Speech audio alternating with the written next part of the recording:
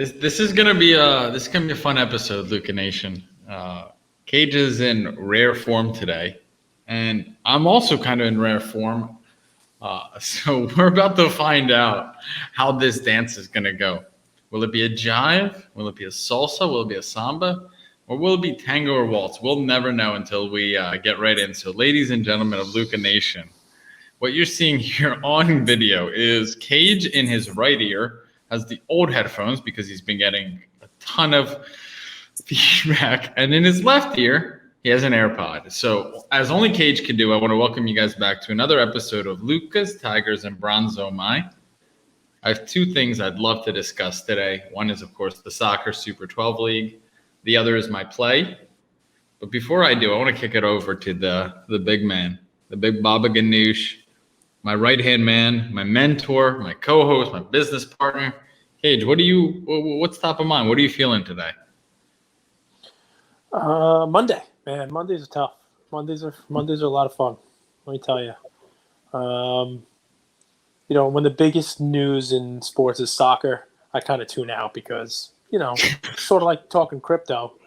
I really just don't want to talk about soccer. So it's one of those Monday sport days where if the biggest news is soccer, I kind of like, all right, well, give me something else. I saw a pretty funny cartoon on Twitter, and then somebody put it in one of our groups too, I think, about an hour after I saw it. I think Boston Authentics posted it in the group.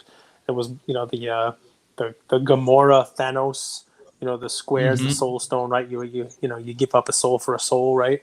And it's, are the Knicks really playing well? And Thanos says yes. And, Gamora's like, well, what do we have to give up for? And he said, the Yankees. You can never have them all good. 94 when the Rangers and the Knicks were awesome, the Yankees were pretty not so good. And then it turned around, and the Yankees started being really good, and the Knicks were not. So, it's interesting how there's title towns, right? Tampa's winning they're doing great, and Los Angeles is doing great, and yet New York, can't really be a title town over here. You got to win something. Is it any consolation that you were right, though? Like, does that trump, I know you're a huge New York Yankees fan, but you were right. You said the Tampa Bay Rays own the Yankees, and here they are. They swept them in the last series. Do you get any consolation for being right? I would rather have been wrong. I mean, I was right about that the Yankees were going to underwhelm, on the season. And I still think, even though we're about 10% into it, I still think that they will underwhelm. I think they're going to be pretty terrible. But I'd rather be wrong. I'd much prefer them winning than me being right that they're bad. Okay, fair enough. Well, let me tell you some good news. Yesterday, we did another YouTube live for one of our episodes. We recorded at 5 p.m. Eastern, and it was a huge hit. The comments were buzzing. People were loving asking Cage about his Chick-fil-A order. They were submitting all these questions. And we're actually going to be doing another YouTube live. We're going to have Scott Greenberg, CEO from Starstock, on, and this is going to be dedicated to just your questions that you have for Starstock. This is going to be awesome because we get a ton of questions in the group. We get a ton of questions from our community, and we're going to have Scott on. We're going to record it Wednesday at 4 p.m. Eastern. So Wednesday, 4/21, April 21st at 4 p.m. Eastern. So I made a post about it on our Instagram page. Submit your questions there. I'm going to put them right on our YouTube live and ask Scott right on the air. So I think that's going to be super, super exciting. Cage, I know you're not a big soccer guy, but this is huge. Did you say it's huge? It's huge. So I know you're not a big soccer guy, but I know this is huge. Well, before this that, is huge right? news. So I love when men say things are huge, especially when they're not. This is just one of those things that guys do. And any news about soccer is not huge. So, ladies know what you're doing. They're not going to let you get away with it. But before you do that, Scotty Greenberg thing, right? I mean, that's big, guys. Please take advantage of this. If you're listening to this and it's before Wednesday at 4, please, you can DM us, whether you're in one of our groups, whether you're a member of Luca Nation or not. Maybe this is the first time you're listening. That is a partner of ours, Starstock. We do a Starstock episode, every week.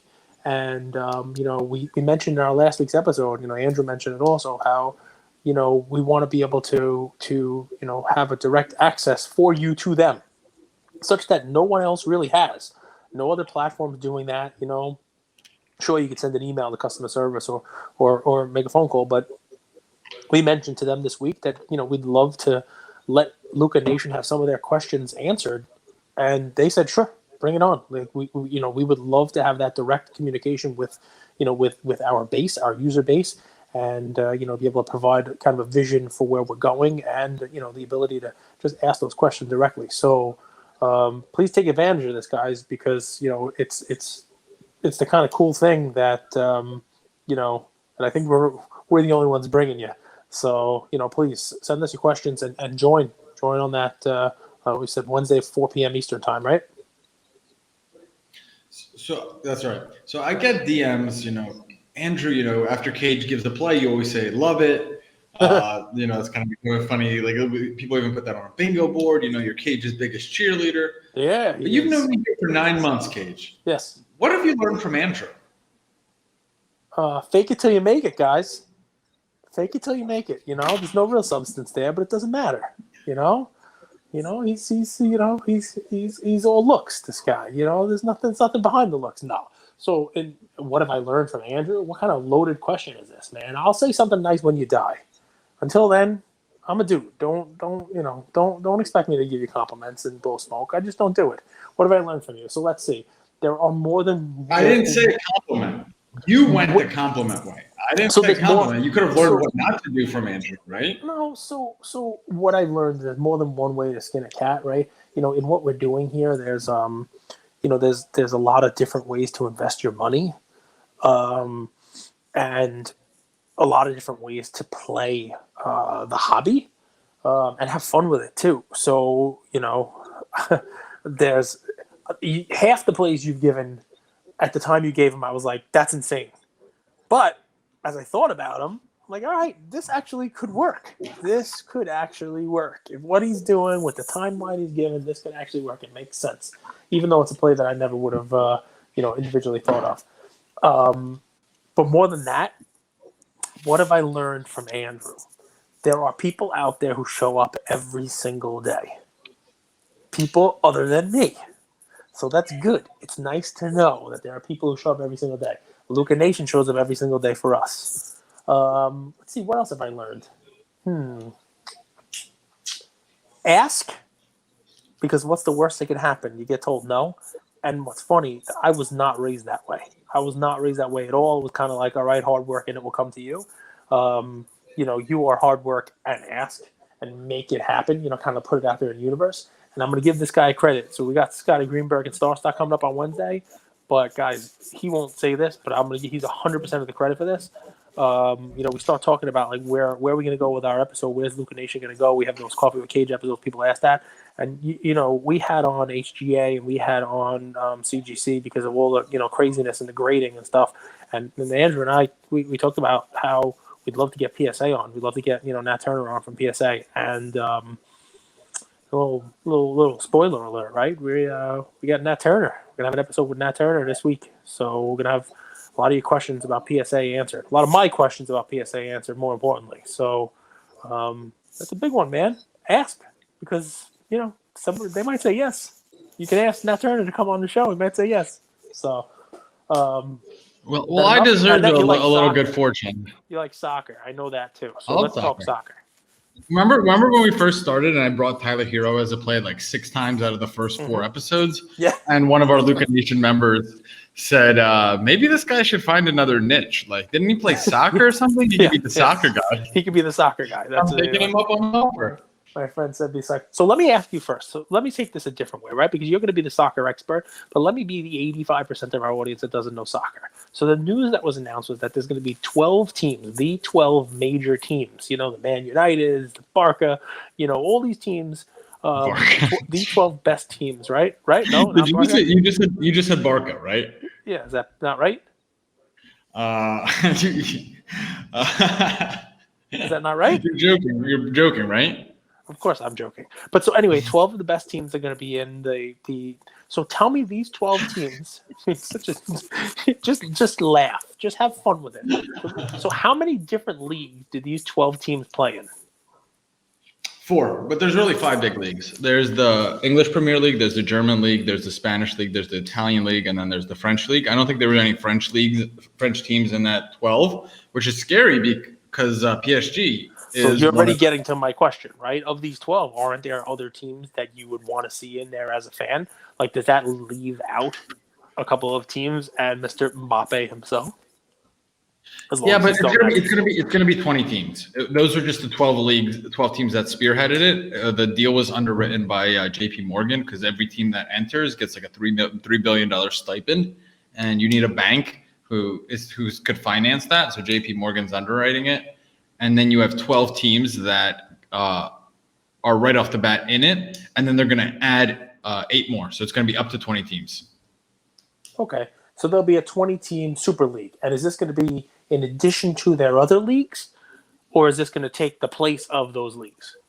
Well, the thing is, from what I mean, and this is all developing on the fly, which is kind of exciting. And usually you don't see something like that, right? You usually see news like that and say, in 5 years, this is going to happen. But they said this is going to happen right after the Euros of this year. Plus, currently, Champions League is going on, right? So, Champions League, we're going into the semifinals. Who runs or promotes the Champions League? It's UEFA. So UEFA came out this morning and said any team that is agreeing to this is going to have significant sanctions against them to the point where they can't even play. So as it's developing on the fly, it's going to be very interesting to see if this is in lieu of the other leagues. And specifically, if you look at like the domestic league. So Cage, Champions League is inter-country, inter-club from the French league, from the Spanish league, from German, Italian, English. It's a combination of teams, but there's also domestic leagues. And these lower tier domestic teams rely on the bigger teams like Manchester United, Chelsea, Arsenal to draw a lot of fans so that the little teams can survive. So if you're a fan of Blackpool, you're sitting there going, well, you're taking away one of my draws, one of my big ticket sellers. Yeah, right? Big time. And where does Blackpool even play? Like, does anyone even care about Blackpool if they don't play Manchester United? And Blackpool doesn't exist. I think it's Blackburn, but oh. I don't know why that's funny. Can you think these names are hilarious? They're all just like cities in the UK, by the way. But what else is teams like Leicester, right? Leicester, when they won the league, Cage, was a 5,500 to 1 underdog to win the league. Let me say that again. Leicester is my friend's uncle. Leicester was a 5,500 to 1 underdog to win the league, and then they won. And people who love sports, they love that underdog mentality. People who also love soccer love the relegation and promotion. So like in the domestic leagues, you have first league, second league, third league. If you fall at the bottom of the table, you get what's called relegated. So the worst teams in the leagues, I would compare that to like the Orlando Magic, the Minnesota Timberwolves. If you finish in the last bit of the table, I think the last 3 or 4 spots, I think it's 3, you go and basically you get the equivalent of you go to the G League. And then you have to win the G League to come back up to the NBA. Now that's all done. And people really like that. I don't know why. I think it's actually one of the stupidest traditions, but people really like that. Jesus. Cage is opening a box of something. Keep asking me questions. This is fun. Just plugging something in. Another question, I mean, Dimo Timov, who helps us quite a few ways with Luca Nation Network with graphics and stuff, asked, are you even interested, Andrew, in watching Liverpool play Real Madrid 4 times a year? Because I personally am not. I am, man. I love the NBA. You guys know this. I love the NBA because it's the best talent consolidated into one league. There's 350 guys. It's the best 350, and you get to see them play against each other all the time. And sure, like you see, we think the Timberwolves are terrible or the Magic are terrible, but these are still the best players in the world.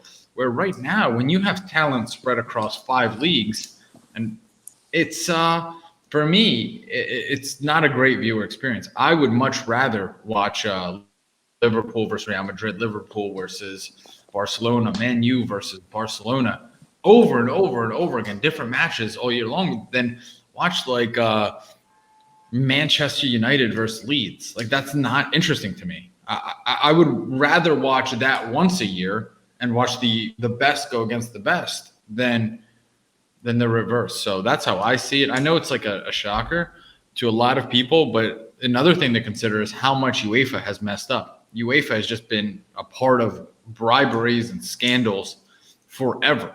And I don't think they even do a good job of marketing their own teams. Like right now, Champions League's going on. I would argue a ton of people, if you're not in the sports card hobby, or if you're not a soccer fan, you don't know that Champions League's going on. They have no social media presence. I think they've really let people down. I think they've really let their teams down. So that's my 2 cents. I want to find someone who knows soccer well to have this discussion with you guys live on the air. Me too. And to all the fans of Blackpool FC out there, my co-host apologizes for not realizing that they are a real soccer team. Is Blackpool a real team? There's Blackburn is the real team, brother. Again, he apologizes.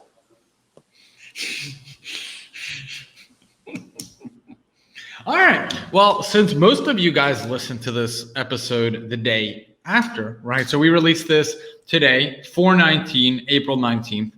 But most of our people listen on 420. And 420 is a national, international holiday. And I couldn't be more excited for you guys. And my play today is a really, really, really fun one. So I'll tell you guys what I did, how I derived this play. So I went to eBay, went to the search function, and I typed in Bob Marley PSA. And only like 3 cards came up. But something really, really cool came up. And this is actually, Cage is laughing. He's poking the bear. He's making fun of me. He's doing all the stuff he normally does. But I think he's going to like this play. Also, what came up was a Bob Marley retail trading card unopened pack box. And let me read it to you. Hey now. It got his attention. It says the first officially licensed Bob Marley collector cards. $16.99 or best offer. Now, there's only 9 available. There is not a lot on that. But I'm thinking this is a little bit like a Harry Potter type of play. I'm thinking this is like some of the other plays that Cage is giving with the box. I can't imagine a lot of people are looking at this. But I think that they will. You know, I've seen people, buying Dolly Parton and Bob Marley, and you see, those autographs of Abe Lincoln and George Washington and all of those other guys. These ancillary markets popping up that, maybe 5-10 years ago, no one even gave a F about, right, Cage?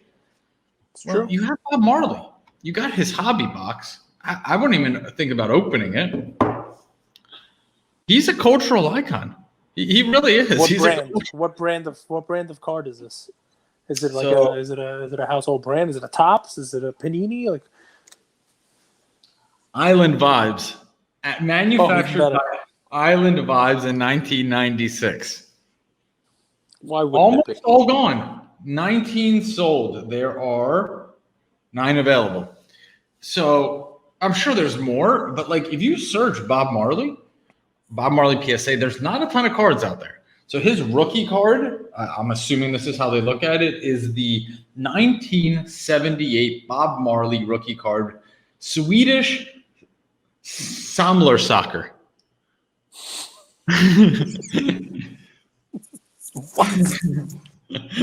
Card number 837. Okay, so I wanted to have you call me a what? A Sumler sucker? What are you calling me? It's Sam. It's written like this. It's Swedish Sam Larsaker. All right. Swedish Sam Marsaker. Lovely. Card number. So your play on 420 47. is a 25th year Bob Marley card. 70, 78 or whatever it might be. It's great. I like it. 420, man. You got to do it. It's 420. One of our Luca Nation values, one of our core principles is have fun, right? Integrity. Very true.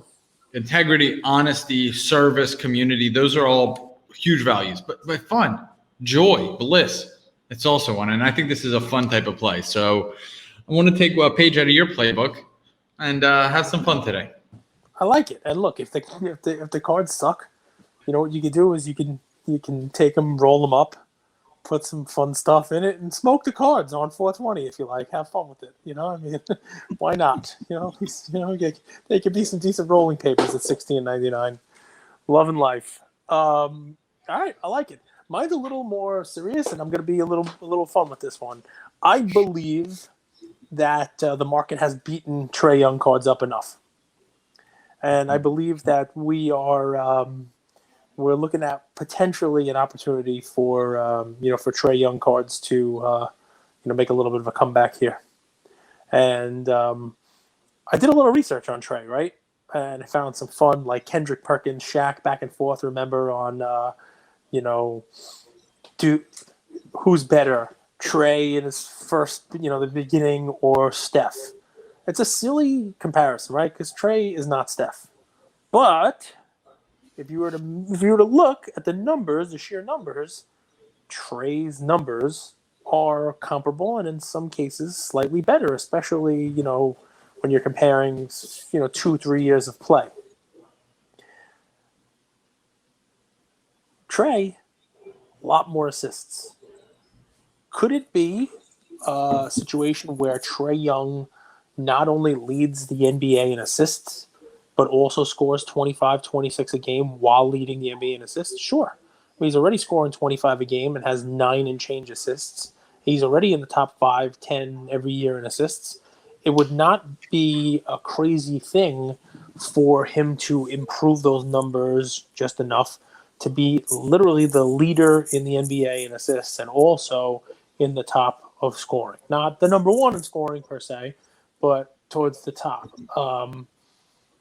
And yes, the team has done better this year, right? The team has put some better supporting cast around him, and they're going to make the playoffs. I think that's going to help his cards. I think that you're going to see him in the playoffs when you're not seeing some other folks in the playoffs. And maybe Luka gets into the play-in round this year, and maybe Trae's team lasts a little longer in the playoffs this year, and that whole Trae-Luka discussion carries on a little bit more life.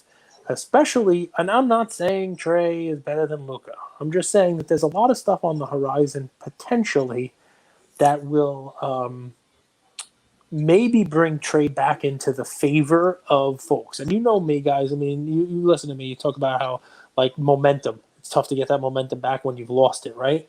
But, I mean, the last couple of Trae cards that have sold as Prism PSA 10 are just sitting slightly above $300.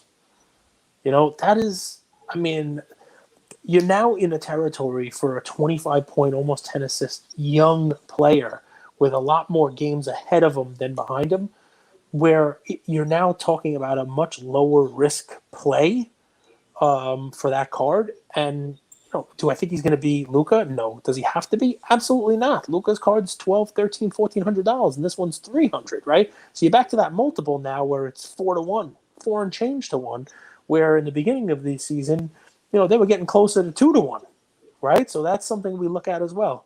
Combine that with, Steph won some championships. But he won those championships with a hell of a team around him, right? You had Draymond, you had Clay. You had KD, who I think is a scrub. But, he won those championships with a heck of a team around him later on. He didn't win them in his first year, he didn't win them his second year, he didn't win his third year, right? The team got built up, and he won some championships. I'm not telling you right now that Trae's going to win some championships, but they have a good base on that team, right? And they've been smart about putting the pieces around him, and they've improved significantly from last year to this year. And he's learning to play with his team. He's also trying to be, socially relevant for other reasons, outside of the cardboard, right? You saw him do an advertisement for the Croods movie with the kids. My son knows who he is, obviously. You saw him do a partnership with eBay for his watch collection. He's like a big watch guy. So, he is staying in the, in the social conscience, even when basketball is not being played.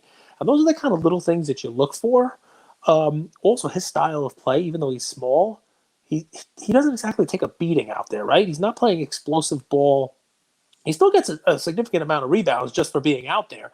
But, he's not any basketball player get hurt their ankle, right? But he's not playing that above the rim style where he's going to come down and get hurt. He's not. It doesn't look like there's a tremendous toll going to be taken on his body. He's not banging in the post. So I just feel that for whatever reason, the card prices on him have broken the wrong way this year, and there's a lot of potential for that to break back in the other direction, especially at the prices that we're at now. So that's really my thought today, right? I really like this play. I mean, the one thing that at the price point that you just said, $300, there's no way that his card should be less than Ja Morant. This shouldn't be. Another thing I'd like to say is, out of the four kind of, the four-headed monster, Trae, Luka, Ja, and Zion, Trae's going to go the farthest in the playoffs, more than likely. That Mavs team, I don't know who they're going to beat out of the West in a 6, 7, or 8 seed. They're just not going to. Where the Hawks are going to be a 4 seed, and I think they can make a run. I think they can make a serious run. Huge Nate McMillan fan. He's done so much with the Pacers. I can't believe they let him go. And he's completely turned that team around. Now they defend. And the only real knock on Trae is his shooting percentages. He chucks up bad shots and stuff like that. A big part of why – you can't compare him to Curry. When I looked at Curry's stats, Cage, can you believe he's shot over 40% from three his entire career? Yeah. I saw a stat. I forget what period of time it was. Maybe it was like the last week or the last month or whatever it was, but he has more three-pointers than like a bunch of teams. It's just crazy. It's wild. Like, you can't compare, but he doesn't have to be Curry. He could be a Curry, mini-me, and still his card shouldn't be $300 for his performance, his talent. He's the number one guy on the team. His team's going to be a playoff team. They're going to make a run in the playoffs. I think it's a no-brainer. At $300, what's your risk to reward? Your risk is maybe, it goes down $50, 10, 20%. Your upside's 50, 60%. So I think from just a purely trading perspective, unemotional, this is such a good dip buy opportunity. Yeah, and look, I normally on basketball, I'd say, you can buy in the offseason. But I do think it's going to matter that of the four you mentioned, he's going to be in playoffs and have like a potentially longer run in the playoffs than any of those other guys.